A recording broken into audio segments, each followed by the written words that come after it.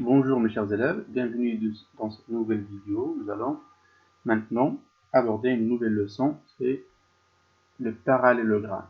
Vous avez déjà vu c'est quoi un parallélogramme, alors nous allons voir encore quelques autres propriétés et définir ce qu'est un parallélogramme et comment déterminer qu'un quadrilatère est un parallélogramme.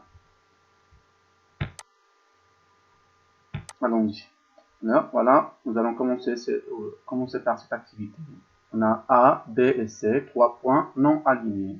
Ça veut dire qu'ils forment un triangle. Alors, les points A, B, C sont des points non alignés. Alors, nous allons commencer par tracer les droites AB et BC. Donc, voilà les droites AB et BC. Et par suite, nous allons tracer la droite qui est parallèle à AB et passant par C. On sait que par un point donné, il passe une seule droite qui est parallèle à une droite donnée. Alors, par le point C, elle passe une seule droite qui est parallèle à la droite AB. Pour la tracer, je vais utiliser l'équerre. Je commence tout d'abord par tracer une droite qui est perpendiculaire à AB, en pointillé, comme ça. Et je trace par suite. Maintenant, je déplace l'équerre, je le mets sur cette droite et passe par le point C. Je trace cette droite. Alors, cette droite est parallèle à AB et passons par le point C. Et par suite, nous allons tracer la droite qui est parallèle à BC maintenant et qui passe par A. De la même manière, je vais commencer par tracer une droite qui est perpendiculaire à BC. Je mets l'équerre sur la droite BC et je trace des pointillés, comme ça. Voilà. Et je déplace l'équerre, je la mets sur la droite en pointillé et je trace la droite qui passe par A, qui est perpendiculaire. Alors, cette droite sera parallèle à BC. Alors, voilà la figure qu'on va obtenir.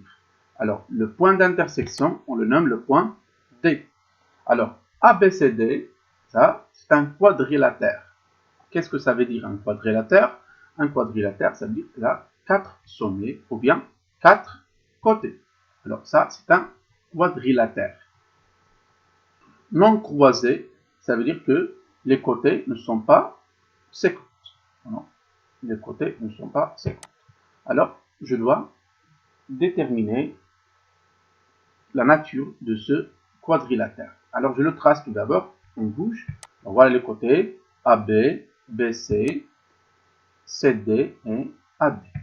Alors, le nom, c'est déjà A, B, C, D. Voilà le nom de ce quadrilatère. Alors, quelle est sa nature? Alors, le polygone obtenu est un quadrilatère dont les côtés opposés sont parallèles 2 à 2. D'accord?